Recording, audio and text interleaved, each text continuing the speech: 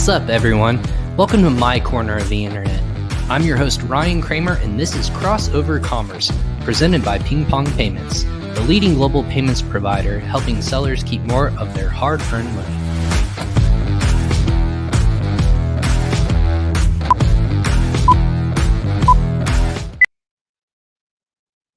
Hey, what's up, everyone? Ryan Kramer with Crossover Commerce. Thanks for joining us for another live episode of this beautiful podcast that in my corner of the internet, I like to bring the best and brightest experts in the Amazon and e-commerce space. That being said, today's episode, as always, is presented by PingPong Payments. No, we're not a table tennis company. We are a cross-border payment solution, helping you save more time, money, and effort when it comes to selling your brand online. That could be in the Amazon marketplace. It could be multiple marketplaces like Rakuten, Wish. You could be selling in CD discount, all these different things worldwide and marketplaces worldwide. As your brand grows, make PingPong a growth partner with you. It's free to sign up. Go ahead and check out the link in the show notes below, or you can obviously check out PingPong online on their website. Just go ahead and click in the comments or the show notes below if you're listening to this on your favorite podcast episode when we release this in audio format. But this is video, and we appreciate you tuning in live. If you have questions, comments, smart aleck remarks, whatever that might be about our topic today, feel free to go ahead and comment, and we'll see those live and answer those questions as seen fit. But what we wanted to talk about today, this is the first week, believe it or not, for all those, I was talking with our guest before hopping on this, and it was really fascinating. I had this sneaky suspicion that around this time every year, it almost feels like if you're in e-commerce, you have that arbitrary how many days till Christmas feeling. It's kind of like bubbling on the inside. So I went and looked, and of course, it was almost right on the money. The intuition feeling never went away. 101 days, depending on where you're listening to this from, 101 days until Christmas Day. That's not to scare anyone. It's just a number. But in fact, it almost encompasses what we're going to be talking about today, and that is building and preparing for the Q4 rush on e-commerce. Everyone will know that there's lots of different pros and cons of what's going on right now in the logistics chain, trying to get inventory, but you have to prepare for maybe not just, I would categorize those as the top things to worry about and to prep and plan for. Of course, without inventory, you can't sell anything. But the secondary thing I would say, or 1A, if you will, would be to build and plan your ad spend strategy online. It's more and more important as costs go up. It's important to have these tactics, your strategies, and budgets for spend pacing in play. And that's what we're going to be talking about today. So, of course, I want to bring back one of our friends of Crossover Commerce, friend of the show, who is back on episode 89, I want to say, of the show. So we've had a couple of months, and he's also fresh off of vacation. So we're going to get his brain kick-started, if you will, straight from vacation, and here to talk about your planning strategy and what it takes to get these next 101 or so days in line. We're going to be talking about ad strategies on Amazon. Of course, I'm talking about Brent Zarnik of AMZ Pathfinder. Brent, welcome back to Crossover Commerce. Hello. Nice to be back. And this is such a hello, nice to be back. This is such a nice kind of fun welcome back from a little holiday, like I mentioned to you earlier in our email exchange. I wish all the stuff I was set to do this week is this fun and entertaining, but I think there's probably a lot of emails sitting in an inbox somewhere for me that I have to deal with first. I was going to say, don't open your laptops until tomorrow. This is the last day, but I appreciate you hopping on and finding time, technically still on vacation or your last day on vacation. So first off, where'd you go, and was it relaxing and enjoyable? Well, my father, so I live here in France, and my father was actually visiting for about 2 weeks. He's still here, actually, but he leaves in a couple days. But the highlight of the trip was us going to the Pyrenees, like the mountains between Spain and France.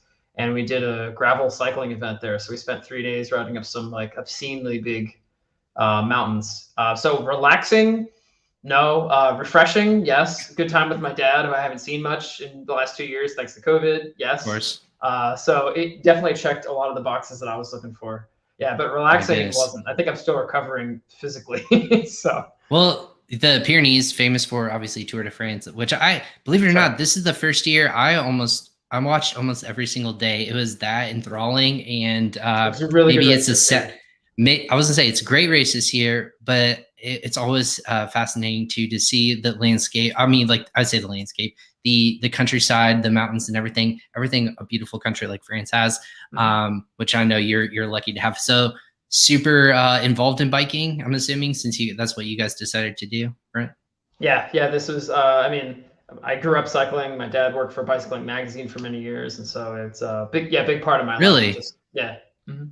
Bicycling Magazine. I never, that's a publication I'm not a subscriber on, but that's really fascinating. So you'd rather be on, I know this is a little random, but would you be mountain biking or would you rather be road racing or road If biking? I had to pick between those two, road for sure. But Okay. there's a new category of cycling called like gravel riding, which is kind of between the two.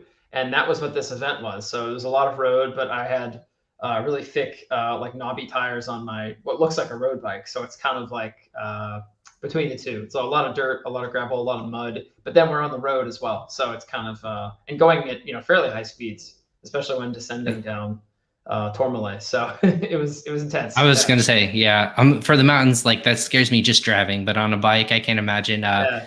it being. But like the ups and downs. This is a nice transition. I'm gonna try this. Like the ups and downs of the Pyrenees, so goes the ups and downs of Amazon sales, and we don't want those valleys. We want those peaks, and we want them to stay high, right?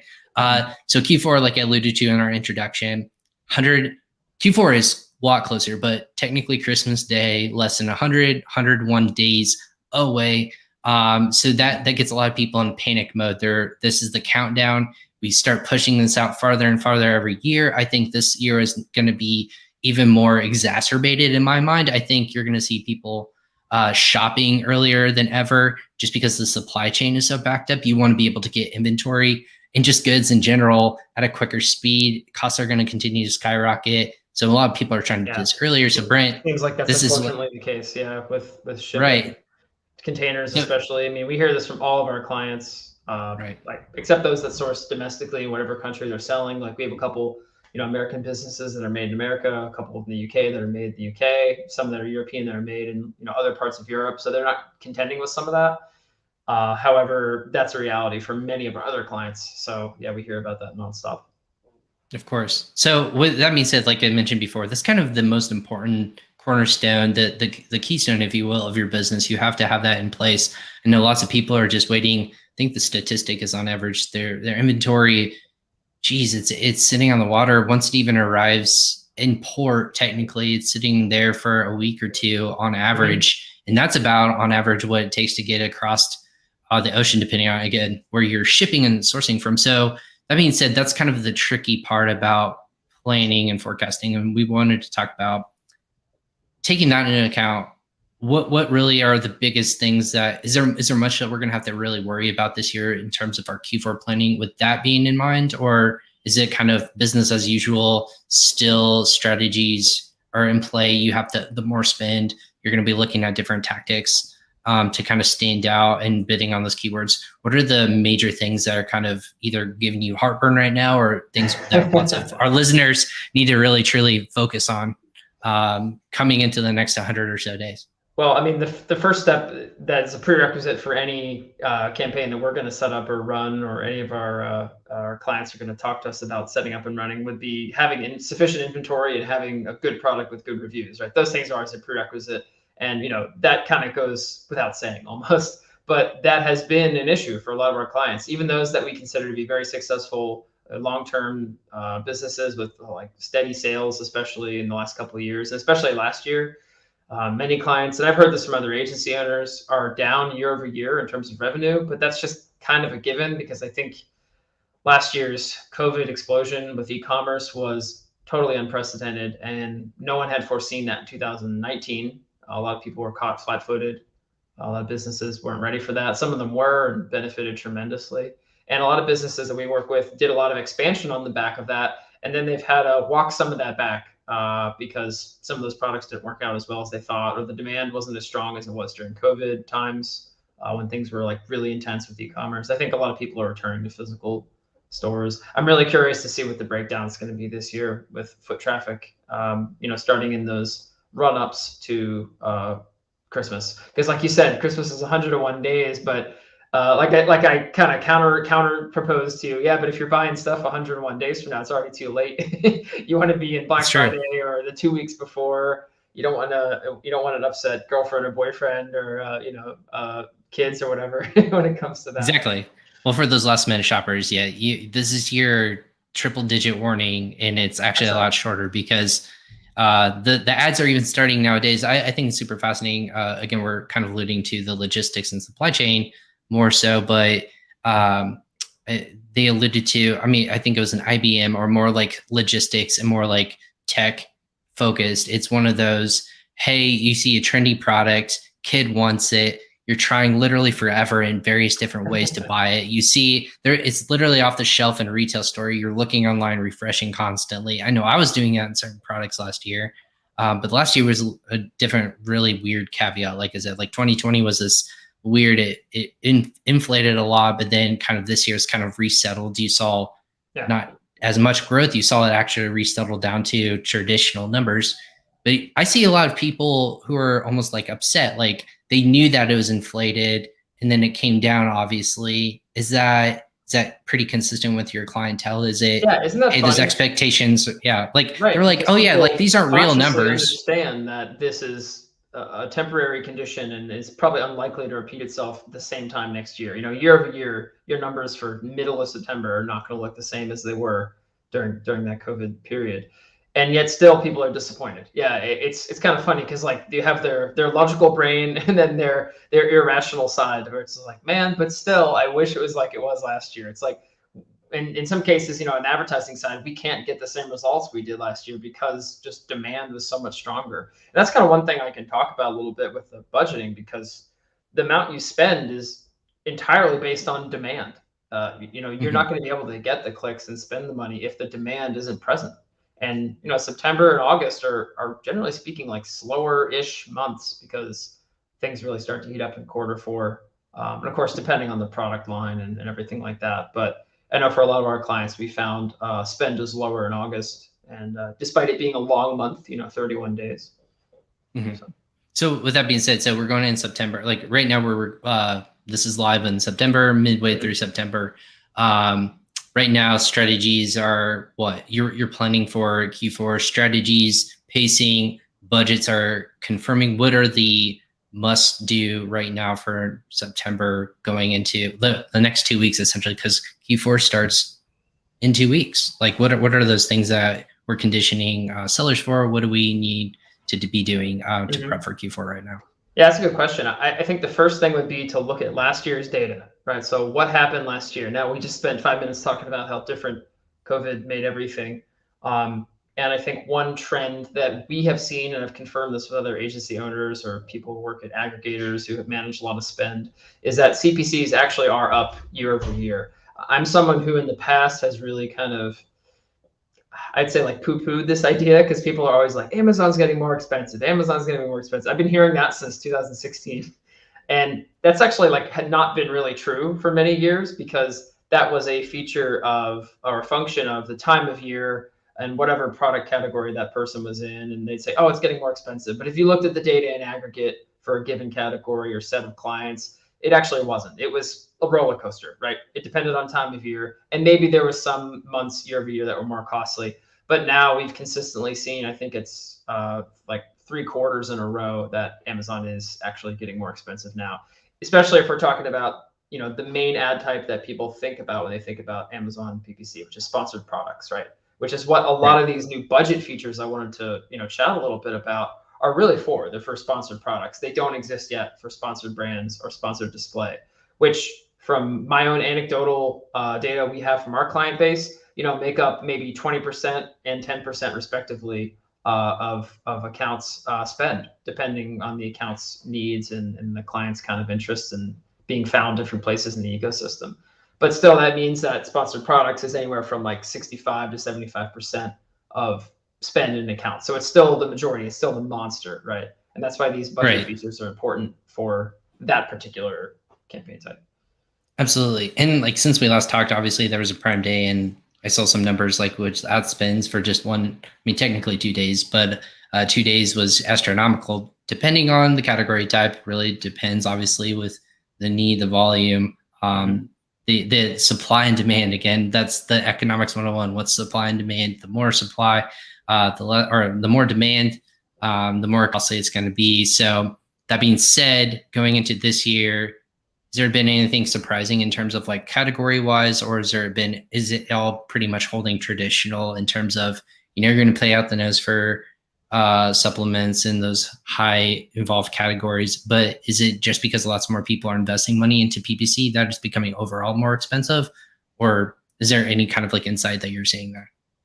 Yeah, I think it's actually several things. The first one is some of these categories are definitely just becoming increasingly expensive. And even if the math doesn't make sense, like let's say you're selling a supplement for $18 US and the cost per click is 5, even if your conversion rate is like really strong, I don't know, let's say 30%. The math on that like probably doesn't make sense like at scale. You would be spending money there just to break even, or even lose a little bit of money just so you could be in the top, sponsored products slots. The way to play that game in 2021, in my opinion, is not to force the issue. You can bid at levels that make sense for you. So it's what people will call like value-based bidding. Maybe it's not worth $5, maybe it's worth 2.5. And at that CPC level with that same conversion rate, even if you're not the top ad, you can still make money on advertising if that's your kind of stated purpose of that campaign or that particular product at that time. I would say in 2018, you used to be able to just throw a bunch of money at a given keyword on Amazon, like spend a crap ton of money against something.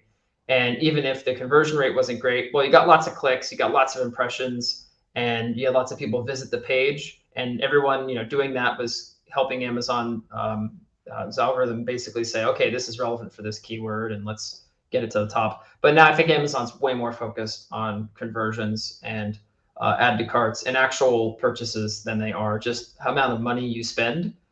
Because I see all the time these brands that appear spend, some probably tremendous amount of money, tens of thousands of dollars in the course of a month or several weeks on these big terms, which usually are quite broad terms too. They're not really like long tail terms that are super specific, and they get a conversion rate on that that's like, maybe okay, but they're just burning cash, and that's not really the way to do it in 2021 anymore. I think the way to do it now is to focus on the creative assets you can add to sponsored brands and sponsored display, video, going through other companies like there's a company called Seller Rocket that I've been talking to recently, and we've referred some clients to them, and they do like these editorial placements on Amazon search results Affiliate pages. editorial. Yep. Yeah, this stuff is all like this is 2021. This is like the way to play the game these days. That tactic of just saying, all right, here's this one keyword, let's spend $10,000 on it this month. That's not the way to do it anymore. I recently audited an account that had done that, and God, the ACoS was like 180%, and they spent $33,000 on one keyword of the course of 2 months, and it didn't work out for them. Basically, like it did not have the intended effect, even though the product itself was very strong, had tons of reviews, great price point, like has a name that's pretty well known in the space. And they were just trying to get it to like re-rank for this one thing, but no, didn't work. So there's other ways to do that these days. I was gonna say, for like just a month or two, that sounds like that's something that there's nothing of a forecast that you can really predict. Like, how much am I actually going to spend? Right? You can always do an arbitrary, what did I spend last year? Maybe give a percentage increase of that. But that might completely get blown out in a month, and you're a month short. Or again, with this other caveat of, I might run out of inventory, and that's a whole problem in itself. So that being said, if people want to pace themselves, like I know you said spin pacing. I don't think I've ever heard that phrase being used in terms of a predictive analysis. Is there like an algorithm, or is there like a tactic that people should be using in order to make sure they don't A, run out of money, and B, they diversify it so they can get all their spend in, and they can sell as much as they want to / need to? Yeah, I think that we've seen an increasing demand for sophistication of budgetary allocation from our clients this year. And I think part of the reason for that is because there's been a steady increase in budget related features that are showing up in the advertising console and through the API.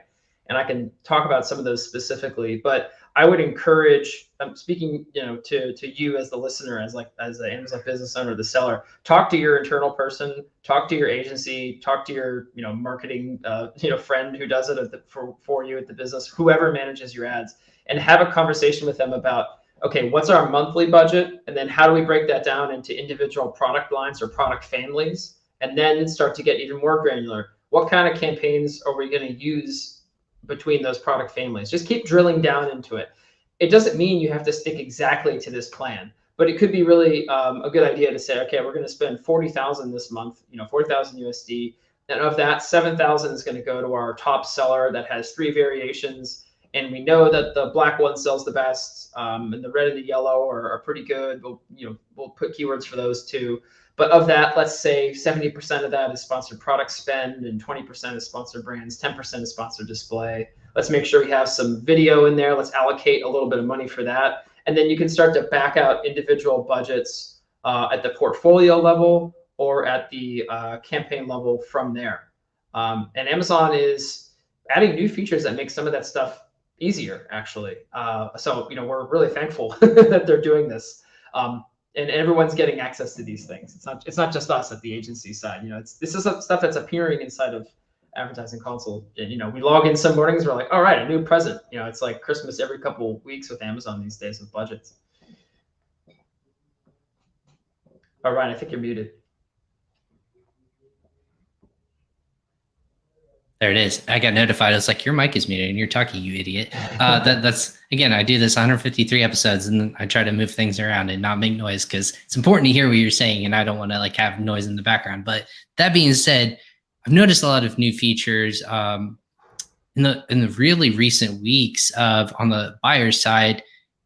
The different things they're highlighting actually always goes back to the importance of video, ads, and whatnot. Sponsored display, very important. It almost circles the product of, I've heard this phrase with one of the brands we had on here. She said, her name is Kara and her brand is Snooze Shade. She's over in the United Kingdom. Back in one of her episodes, she loves it when she can circle keywords with sponsored ads, and almost the fact of you can see your organic, your click-through rate and your engagement rate, your sell-through rate actually go up because sellers, she in her mind they're not trusting of ads all the time. Although it be up, she almost wants to circle the wagon or the keyword, if you will, and kind of funnel people there for the organic listing. That's what my wife naturally is the clicker on sponsored ads because they're everywhere. It's almost impossible not to click on the sponsored ad at any given time. I sometimes click on them myself if I think it's really relevant, as a shopper on Amazon. But I'm always very conscious, okay, if I don't buy, I'm costing this person some money, right? This is the exactly person. So which is also something of I'm not totally sure. Exactly, which is also something I'm like, oh, I clicked on it. Me conscientiously of that, I'm like, do I want to make my intent to purchase is there, and always trying to assist people. Would they rather have it as a click on a sponsored ad or me to click and find it and organically click on it? So at the end of the day, but I've noticed new features. Like you said, it's the more options, click down on the mobile side, and then also highlighting product video, I think is super interesting. Going back to video ads, going back to the importance of diversifying and being listed on brand registry. There's all these kinds of new, cool, unique features that actually make your listing, I think, a little bit bigger. It kind of stretches your screen a little bit more, makes it stand out. All these different functionalities on top of, hey, we are certified for these. We have this certification. We have all these different things, all these things that you can add on top of your footprint. Yeah, and the one that comes to mind for me is the bundles. So you have the ability to make bundles, and then those bundles will show up under your primary photos. And actually, what that does is effectively pushes down some of those sponsored product, the sponsored display ad slots further down the fold, so to speak, further down the page. And we have clients that have a lot of success with bundles because they just bundle products that naturally go together. And what's interesting about a bundle is you can actually run sponsored brand campaigns direct to a bundle. You can't do that with sponsored products or sponsored display, but you can use brands, that campaign type, to run direct to a bundle. And it's pretty cool. Products that are naturally complementing each other. And you mentioned also brand analytics. Brand analytics has a cool thing that's like market basket analysis or something like that. So basically, it will combine. Well, it shows you like what products within your catalog that they have been bought with each other. So that's like, okay, if 10% of people buy these two products together, why don't I make a bundle? I mean, the data is right here. Let's give it a shot.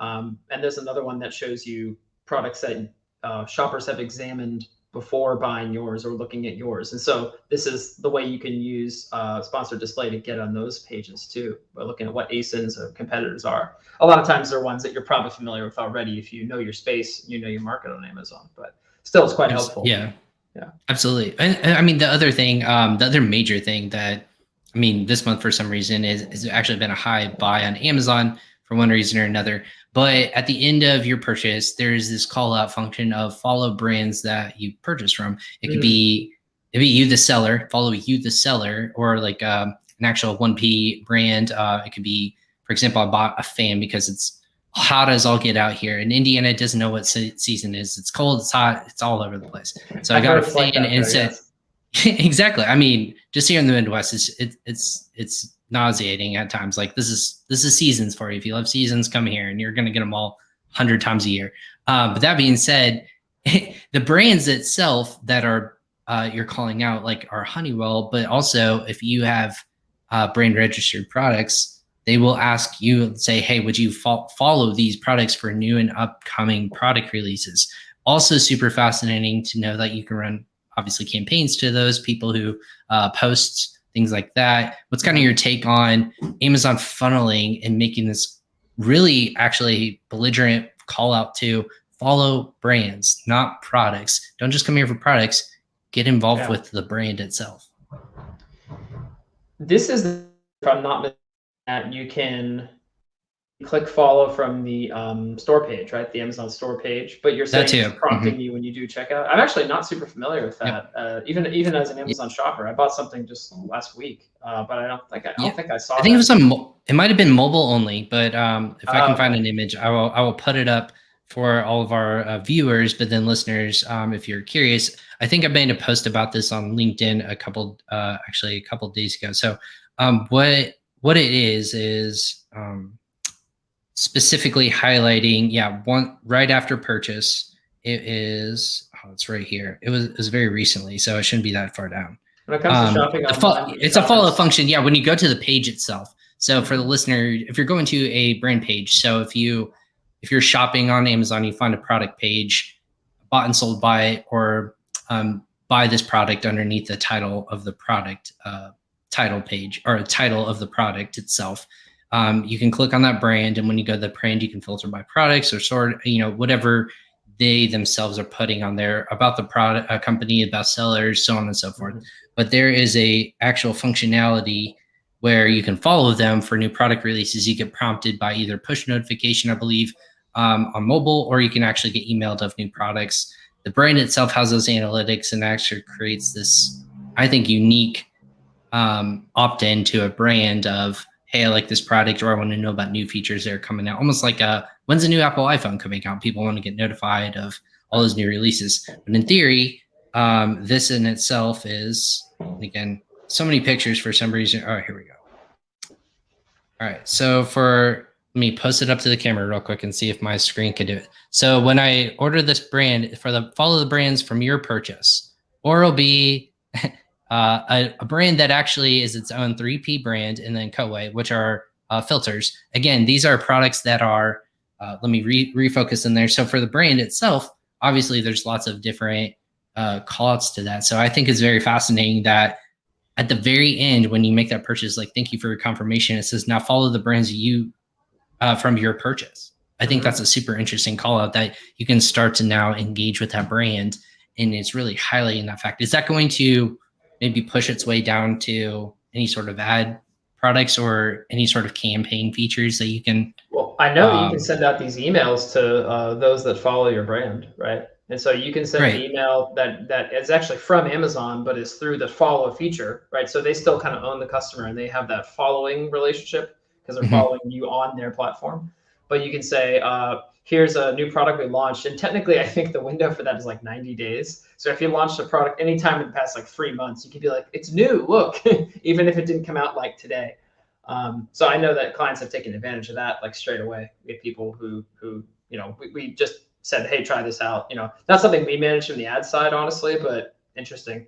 I don't know if they had super. Well, yeah, I was gonna say in that grain, if you will, I think the way people are getting smarter, more innovative. Have you seen people run campaigns in terms of a following on Amazon campaign, or is it all strictly going to products instead of to the product, storefront, if you will? No, or the brand we storefront? haven't done any of that. That's an interesting idea, but there's no facility that I'm aware of to prompt a shopper to take that action directly. Because I guess if they're checking out and like you just showed on screen there on mobile, they'll get it.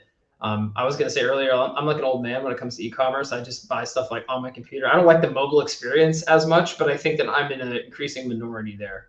So I wasn't shown that same screen with the follow opportunity. Maybe it's because the brands I was purchasing from simply don't have that set up too. That could also be the case, but yeah. Well, I thought it was interesting. I did find a 3P seller. They were selling, air filters. Like that's something that is just, again, the mobile experience for me. And I know a lot of people are just using it more as, hey, we need to get this product. And I'm like, oops, scan product, whatever I have. Like if I ran out of the things, scan the barcode, pull it up on Amazon and boom, purchase. Or almost a subscribe and save. Again, functionalities there's all these different black holes we can go down to. So, but with that, there was another, we're talking about ads too. And the big no-no was always, or the big faux pas, if you will. I saw something come in from a mutual friend, I believe, of ours is Leron Hirschcom of Incrementum Digital. So he had posted something very fast. He's really he posted most recently an insert. I thought it was very fascinating. It was hey, instead of a rate us on Amazon to get gift card XYZ, post a video of yourself using product XYZ and use hashtag this on TikTok. If you have over this many views on TikTok, email us with that video, the link to it, and your order number, and we'll send you $500 gift card. Wow. My mind was blown. Doesn't go against TOS in any way, shape, or form. In what I believe, you're not rating Amazon on Amazon. You're not actually calling out your product at all to do anything on Amazon. You're saying, hey, post this on TikTok, use this hashtag, use the product itself. And then if it gets over this many views, you got yourself some money. So you literally are creating micro influencers, or you're actually banking on the fact of people seeing your products, which more and more traffic is being driven to your product listing. If it's using it and you have your order number, they verify it's you. It's the same concept. You're just driving people in a different way to get to Amazon.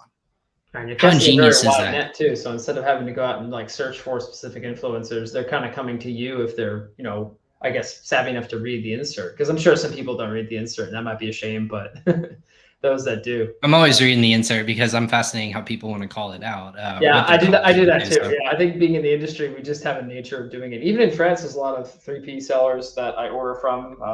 Like actually, I ordered this. This is very specific, but I ordered this kind of cinnamon. It's like high-end cinnamon. And they have a cool insert in there, and they like tell the story of how it came to be and like where it's sourced from, and like a story about the brand. And they're like, check out our social media. It's just well done. Like it's just cinnamon, right? But I use it for cooking a lot and things like that. So I think another one I always highlight is when you purchase through our brand, like specifically our storefront, we always make a donation to our local YMCA or local Boys and Girls Club. It's almost like the Bombas mentality, or the Toms of you buy one, we donate one mentality of, hey, for a fact that some person in need is going to be getting a goods in this regard. Always like that. It kind of tugs at your heartstrings. But I like the social media tact. With that being said, are you guys in your agency? I know it's a lot of Amazon's based strategies. Is there something we're testing this year? Maybe testing ads on social media to drive traffic to Amazon, more of maybe TikTok or maybe Instagram, or I know Facebook has kind of like pissed a lot of people off in terms of, how often and how much you can send traffic to Amazon. Is there any other tactic? I personally think that the best move is using Google Ads to send to an Amazon store page, a storefront, because that provides a very soft landing bounce, if you will. So you're not sending them direct to a product page. You're sending them to a place where you have total control over kind of what is seen on there. So if you have really good branding and videos and copy and nice navigation on that page, you can send them to the specific subcategories there. And it also doesn't impact your conversion rate on your actual product page, right? So if they do want to buy, they can even, in some cases, click buy now from that page. They don't have to visit the product page. And if they're really interested, they'll go to the product page, and maybe they have a higher chance of converting since they've already been kind of through your gauntlet of here's our video, here's our brand identity, here's our logo, here's the stuff that What's getting the conversion? Sorry, Brent. What's getting the conversion on that? Is it the ad itself, or is it going to be you're directing them to the page, but then they themselves navigate to a random product? Are you still giving attribution to that ad itself? Is Amazon counting that? Yeah, I think that's still the big missing link because Amazon and Google are not playing nice together. So you can't like put in a code like you would on your own website and have the traffic go from Google search direct through and then be attributed correctly. I know Amazon attribution, I think they're now rolling it into Advertising Console because it's been out in the cold and so in like weird beta land for a long time.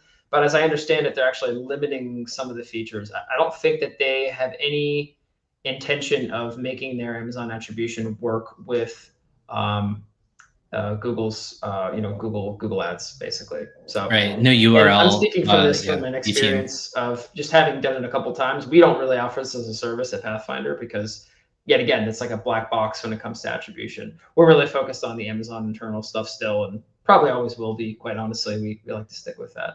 In fact, I want to talk about some of the budget stuff. If I could highlight some of these things. Let's do it. Yeah, go ahead. Yeah, I was going to say, let's get back to our original topic. I know we kind of, I drew us off base. Lots of different features and functionality that kind of allude to conversion, but let's go back to our initial points. Go and kick us off for sure. Yeah, sure. So there's like 3 things I have written down here that I wanted to talk about.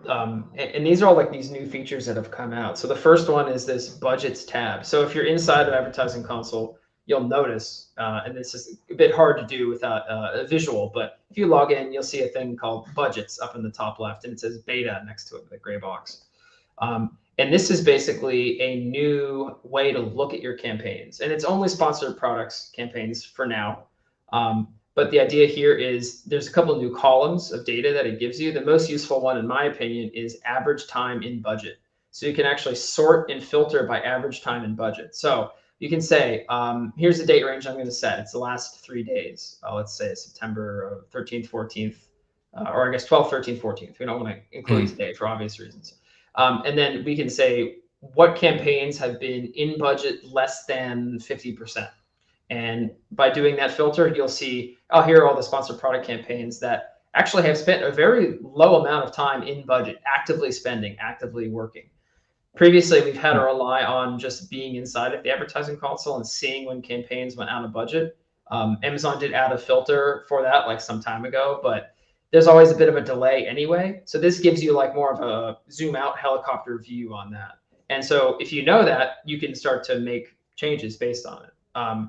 Now, ideally, you want campaigns to be like running and active and in budget. There are times when you don't want a campaign in budget all the time. Like maybe it's an auto campaign and it's just there to serve one particular purpose and it's supposed to run out of budget. But if you notice in there your high budget, really important campaigns for priority keywords or targets or competitors or protecting your brand, whatever, this new column gives you a really good piece of information that's very, very actionable.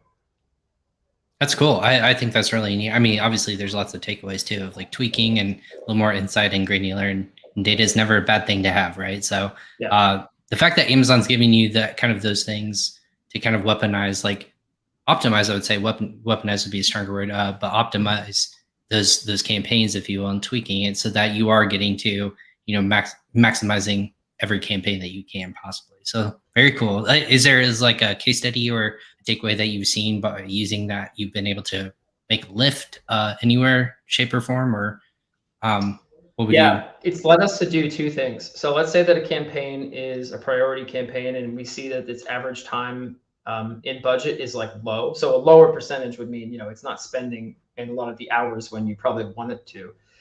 In that scenario, you would want to go into the campaign and first of all examine what is the purpose of it, right? Are these keywords, are they being overbid? Are we like bidding $7 and we shouldn't be, and that's why it's burning through the budget? Or actually, are we bidding like on track and like the metrics are looking good and we want this campaign to be in budget 100% of the time? Well, if that's the case, then we probably need to increase the campaign's daily allocation. And if we're working at it at a portfolio level, make sure that the portfolio amount through the month or through the time frame it's allocated is also lined up properly. So when you're doing budget stuff, always work from the smallest thing up. And when you're allocating budget, always kind of work from the top down. Because you want to investigate, first of all, is there a keyword that's spending 70% of this budget and is burning through it? Well, that's an easy fix. You start there and work your way up. Yeah, and I think the other thing it's caused us to do is realize that, hey, some of these campaigns aren't spending all the time. We actually don't need them to. It's fine. It's fine because this is not a campaign. It has a $15 budget per day. The whole point of it is to just run like a little bit. It's not supposed to burn through all the cash, and that's fine. I think that the cynical take on this would be that Amazon, and I don't necessarily disagree with this, by the way, I'm just saying like it is a cynical take. I'm trying to hold these two things in my mind simultaneously, is that Amazon is doing this to just encourage us to spend more money, right? They're trying to show you the opportunities that you missed. Along with this active time and budget, there's other columns that are like missed clicks, missed impressions, clicks, and then the big one, sales, missed sales. And so a lot of sellers look at that and they shriek and they freak out, right? Because they're like, look at the sales we missed. But of course, this is an estimate. This is not factual reality. You can't prove something that didn't even happen. You can't prove a negative. But so Amazon's actually calling out, if you would have spent another $1,000 for this campaign, you would have achieved more sales than XYZ. Exactly. Saying, if you look at these impressions you could have had, look at this. If it was in budget 100% of the time is what they're assuming with this calculation. Look at the sales you would have had. Now, if your campaign is 80% ACOS and you're spending it against one keyword in there that's burning through your budget, well, it doesn't matter if you could add more sales because it would have been not profitable anyway. So this is why you need to like step back and look at that first before you like jump in and just start like increasing budgets for campaigns across the board. But it does give us, like you said, more data. So it's hard to kind of argue with that. Like in general, I'm very, very bullish on this feature. Like it's wonderful. We love it. That's awesome. Is there for the campaigns you're going to be running, obviously in the next 100+ days or so, is there a percentage amount that you want majority of your campaigns to be doing the amount of sales, like the 80-20 rule, right? 80% of your business comes from 20% of your campaigns.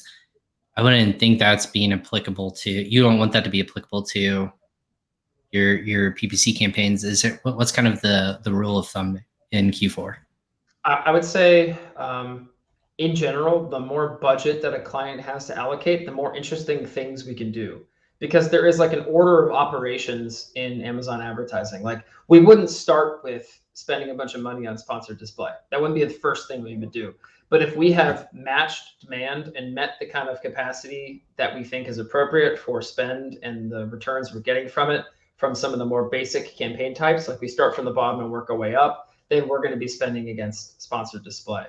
For an example, right? So there's a sort of order of operations there. Now, in some accounts, it's true that we'll be spending, a lot of money against, let's say, like one or two exact match campaigns for like one keyword or a handful of keywords. And if that matches with what the client's objective is, then that's fine. But man, there's really no hard and fast rule. I mean, there's definitely campaigns that punch above their weight. And those would be the ones targeting the big, I would say longer tail keywords that are like hyper relevant for that product, but you're going to have campaigns that spend a lot less that are targeting really long tail terms. And then those that are targeting, like I would say top of funnel, less relevant terms as well. And you should be spending on like all stages of that funnel, but it's the ones in the middle that are the ones that probably are driving the most in terms of actual sales. And we're starting to get more information. Actually, this is kind of unrelated to budgets, but sponsored display as an ad type is very interesting because it's display. It's not click, right? And the cost model is still cost per click, I think, in many cases for Amazon's. But there is, cost per impression that does exist in some small capacity. But what's interesting is Amazon is now giving us more information on attribution for views. So the way you'd usually measure display advertising is you'd say, how many people viewed this? Doesn't necessarily mean they clicked it. And if someone viewed it, what kind of credit do we give that ad?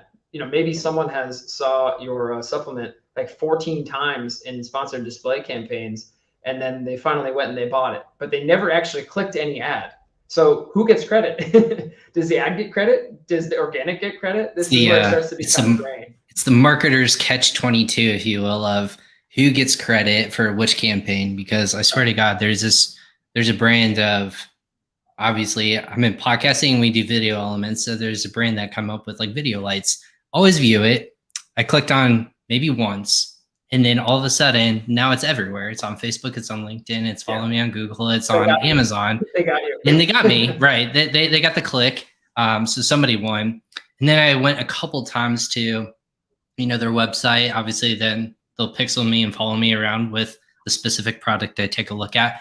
And then obviously like what's your intent? So then they start to feed you, coupons and things like that. So it's just kind of what's going to make you push it over. Is it the retargeting campaign? Is it going to be brand awareness campaign? Is it going to be just a pricing, campaign? All these different things. So do you guys put a little bit more weight on the specific ads, if you will, in Q4, or is it's just whatever can convert and why it's converting? It really truly doesn't matter.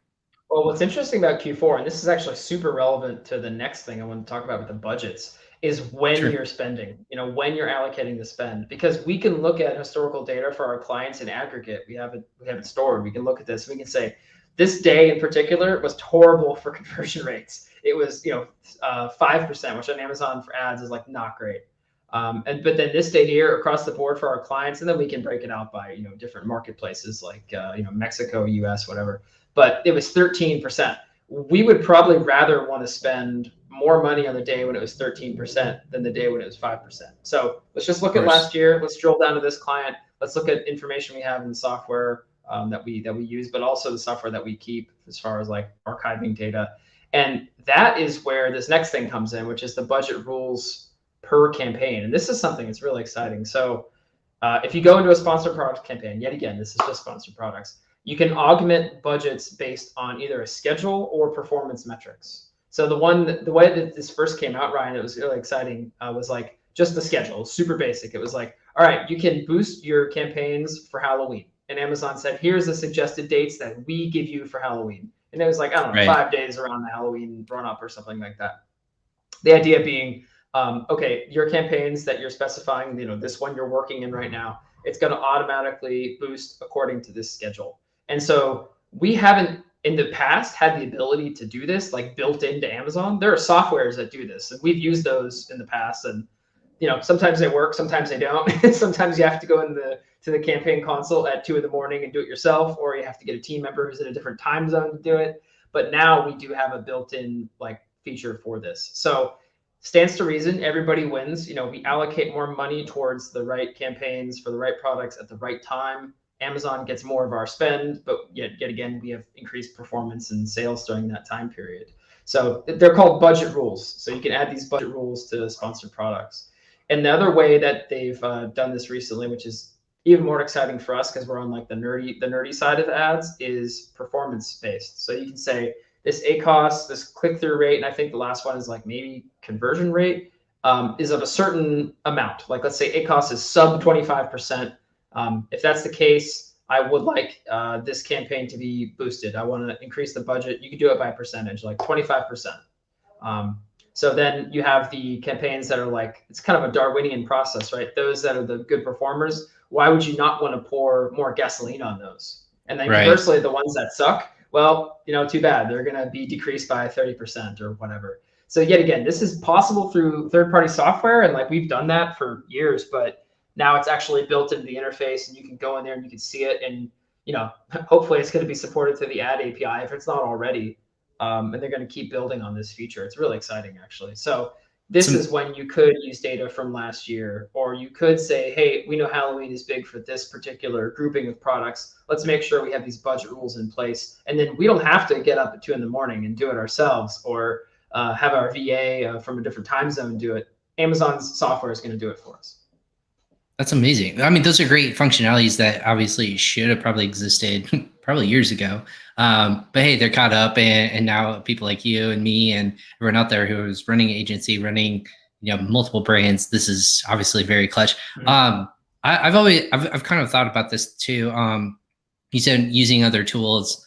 I'm a big component of letting other people's data kind of work for you. And so what I mean by that is it's obviously not copying.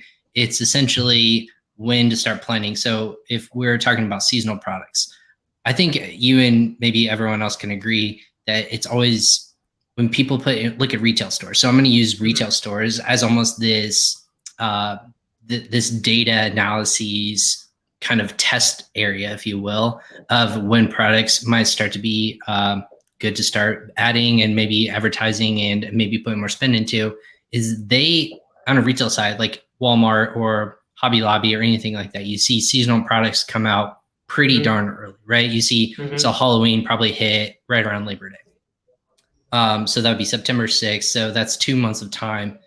That data, they have data that shows that this is the time when people start to actually purchase said products. Now it's going to ramp up quickly, but should that be another resource that's free that people can just go into their local convenience stores or retail box stores or whatnot, see what they're pushing, and almost go back to their computer, if you will, and time that up with what other data retail stores are doing? Does that make sense? Like they have the data that says this is the time when we should have product on shelf. Should I reflect my sales and go against retail data that clearly they're bigger and they know what they're doing? They wouldn't just put it on the floor. It wasn't going to move. But is that like an easy win or an easy way to find? The reason I'm sitting here and staring into space is because I never thought of it before. It's great. It came to me too when we were talking. Like I almost think about every time I have this conversation, and my wife's like big and like, let's go, let's do crafts, let's do, which is fantastic. And I always go into Hobby Lobby, and I think I just started seeing Christmas stuff. Like, and this is September. Like we saw Christmas decor come out prominently. It's all Halloween, but that's fall Halloween, but that hit in end of July, early September. Like that seems very early. I mean, look at that. It seems very early, but this is kind of where I guess it supports my theory of I think this is the year where you're going to see a lot earlier peaks in the sales to start even earlier for seasonal products specifically. But just the intent to buy for Christmas, holidays, anything like that's going to be way pushed out earlier. I think that's kind of my theory. That's my Q4 bold prediction, if you will, of you're going to see this more major bell curve, not peaks and valleys like we always see. Like I think it's going to be pretty consistent across the board.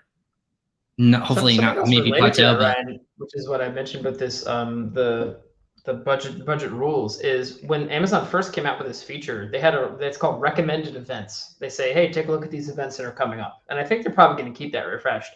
But I'm assuming what they have done is said, we know as Amazon, of course, they have the best data of anyone about the platform. This is when spend is at a high for these time periods. And it's really cool because like they tell you the dates and you can set it right there. So they're giving us that information. Now, yet again, we can let's put our cynical hat on and say, yeah, well, it's Amazon. They're going to say spend a lot before, during, and after the event, please. But I want to believe that they are giving us some good guidance there. But I really like your in-store idea too. It's super cool. Well, I think that's just a free and easy way to start knowing when there's data, like, right? They're not just throwing their inventory on the floor. The whole point of retail is put stuff that's going to move in sale. If it's on sale, like you go into Best Buy, if it's on sale, it's going to be sitting there on the floor. You're going to see it more prominently displayed. They want to get rid of it so they can make inventory for new stuff. That being said, people are not just going to arbitrarily just start buying random stuff when it's just sitting there. I'm not buying Christmas stuff in March. Like that's just not going to happen unless it's a ridiculous deal. Price takes over, and that's a different psychology behind it. But when people start to buy those traditional trends, and they're like, retail is almost, they have the best data too. Like they can see across the board, when do I put it out there? When do I pull out, inventory or for just seasonal products, and what do I keep consistently out there? So space and shelf just challenges than we do on the advertising side or Amazon sellers do, right? Because I think a lot of our clients would be like, well, why was this product such a success? Like, where did most of the traffic come from? And the answer is like, yeah, I don't know. Well, and that's the thing is like it can be manufactured, which you said, the cynical side of Amazon manufacturing people to start thinking about this. Like, now's the time to start thinking about it. Mm. Again, it doesn't matter who's telling you this person. If there's someone in their ear that says, maybe I should buy my Christmas gifts now, or I should start buying my decor or fall holiday decor now, Mhm. I might just buy, like, I like that, I'm going to buy it today. Like, I'm here, I might as well do that. Same thing with online. If you start getting prompted, again, in theory, if you're prompting earlier and earlier, people are going to start to think about and plan for that as the time comes out. No one wants. I always am a person of, oh, that snuck up on me, I need to plan for that next year farther out. And I think everyone wants to do that, but no, you need those prompts to do that. The other thing I know, we're kind of butting up on time, Brent. The other quick thing I know we saw that came out September 17th, which today is actually the 15th. If you're watching this, is the deadline for Cyber Week lightning deals. That's right. Is there That's right. any other major component or date that we need to be aware of, hey, this is a lot earlier than expected? Because I think the other major one was November 3rd for inventory. It needs to be in warehouse before Cyber Week. And then the deadline for holiday coupons was November 29th, which is still a little bit out, but So I have some takes on yeah, that. well, I won't dive I'll into say it. one thing that's budget related, and this goes back to that budget rule that I mentioned, and yet again, was available through software, but now this is the time for you as a seller, or you as a person who does PPC on Amazon, to say, well, if we know that this day is a day when we have a lightning deal or a coupon or some other kind of deal, whatever it is, deal of the day. There's many kinds of deals now. I can barely keep them all straight. That would be the time to make sure that you are maximizing your spend and exposure for that deal during that time period. So you would be able to set a rule for a specific time period. Let's increase budget by 300%. That's pretty wild, right? But you could do that. And one thing I'll mention that a lot of listeners or viewers, might not realize is that when you do have a deal of the day or a lightning deal or whatever, your auto campaigns get different placements that they don't have when you don't have that going on. So you should be running actively auto campaigns during that time period. If you've ever seen like today's deal placement as like a target in your targeting report or your search term report for Amazon's ads, that's what that is. You're basically getting a crap ton of exposure for that particular ad campaign. So you'll see that has sometimes like tens of thousands of impressions, but it's really over the course of like, I don't know, 2 days or like 4.5 hours or whatever a lightning deal is or daily deal is these days. Right. So you want to make sure that you have budget allocated for those. And then yet again, you must work your way up. Make sure that the portfolio level budget, if you have one, is set appropriately. And then your account level budget cap is also set appropriately. Because it's possible you could say, hey, $300 to this campaign. And then, well, that's good. It spends on that. But then that same set of campaigns gets capped by the overall account cap or the portfolio level cap. And then you've just shot yourself in the foot with that. So you must work up from the bottom in order to make sure that that's all kind of stacked properly. Absolutely. You want to secure your foundation, if you will, and then let the other stuff kind of be on top of that. Without a strong base, you're not gonna have a great campaigns. But that being said, I know it took that hour already. We can go off on all these offshoots, of course, but we do hear on all these on this channel. But like for you and the team, what's kind of that last part of the year focus going into 2022? Are we traveling? Are we going to events? Are we going to be speaking at anything? Or are we just kind of hunkered down? This is the go time of the year. So it's going to be optimizing. It's going to be prepping and planning budgets and well, spend. we have every year the same kind of thing instituted. We have a holiday blackout for certain times of year running up to Cyber Week and like even parts of the Halloween, depending on what clients we have. And Christmas for sure. So people aren't taking holidays then on the team. I will be traveling for a conference. I'm actually going to be in the UK in a couple of weeks for seller sessions. Danny McNaught, Oh yeah, I think you probably know. I'm going to be there for that. he'll be on the podcast next week. Excellent. Yeah. I was just with him like last week in a different country for another reason. But yeah, definitely excited to be in the UK for the first time in a while. And that community of sellers in the UK is just so great. We have so many good clients in the UK we just love to interact with and work with. I've had a very pleasant time with them over the years. And yeah, not too many other events, but yeah, from November, December, man, I got almost nothing on the calendar. Those are two very, very, very important months. October, I will be traveling, like I said, to the UK, and I'm actually going to be doing our team meetup. We're going to do a team meetup in Spain for a lot of the European and North and Central American people on the team because we're remote. We'll be flying everybody in. Fingers crossed with COVID restrictions, man. We'll see how it goes, but we've been planning this one for a while. So that's the other big thing that's happening. Awesome. Well, of course, fantastic. And they can reach out to you obviously on amzpathfinder.com, Yep. I believe is the website, and then connect with you on LinkedIn. We have that in your title. Fun fact, you will see the PingPong logo on your lanyard when you're at Seller Sessions. So fun little tidbit. We are sponsoring the lanyards this year. Won't be there in person due to some restrictions over here, but just timing wise. But that's one event I always tell people, go to Seller Sessions live if you can. It's in London. London is very close and near and dear to my heart. It's my third favorite city in Europe that I've been to. So it makes the top 10 if I had to do a top 10. So it grows on you. The first time I was there, I didn't like it. Now this will be like my 7th or 8th visit, and I just absolutely love going. So something about it. So this is what I get for studying abroad in England is everything in England grows on you in a good way. I love the people of England. I have a lot of good connections over there. Can't wait to get back there in person, whenever that might be. But yeah, Seller Session Live, if you haven't had a chance, it's already sold out. I can't even pitch it because it's already sold out. No tickets left. So that's right. I told Danny, I was like, I'll pitch it if it's available. He goes, it's already sold out. Don't worry. So but yeah, great event. I'm excited that you're gonna be there. So safe travels for you and the team. And I know you said it's hunker down season, but thanks for sharing the tips that you could today, Brent, for strategies and PPC, and we'll catch you again next time. Sure. Hey, it's been a real pleasure. Nice talking to you as always. Awesome. As always. Thank you so much again, Brent of AMZ Pathfinder. Again, if you have questions or comments about anything we talked about today, you can reach out to Brent and his team, either amzpathfinder.com, or you can connect with Brent on LinkedIn. Best way to do it, or on Facebook. However, you can just Google his name and I'm sure it'll pop up. But we have the links to connect with him in the comments and the show notes as always. I'm Ryan Kramer. This is episode 155 or 155, 153. 155 happens in a couple of days, but this is episode 153. We talked about Amazon ad strategies. Again, it's coming. Q4 is almost here. Hopefully you have the strategies and the budgets in place. If not, you need to start thinking about that today so that you have a profitable Q4 and making sure that, again, the spending is not out of control. We talked about lots of great tips and tricks and obviously enhancements that Amazon has made for sellers moving forward. That being said, thanks for tuning in to Crossover Commerce. We'll catch you guys next episode when we go live on social media, and then this will be also available on your favorite podcast destination. Thanks for tuning in. As always, I'm Ryan Kramer. Stay tuned for next episode in the future. Take care.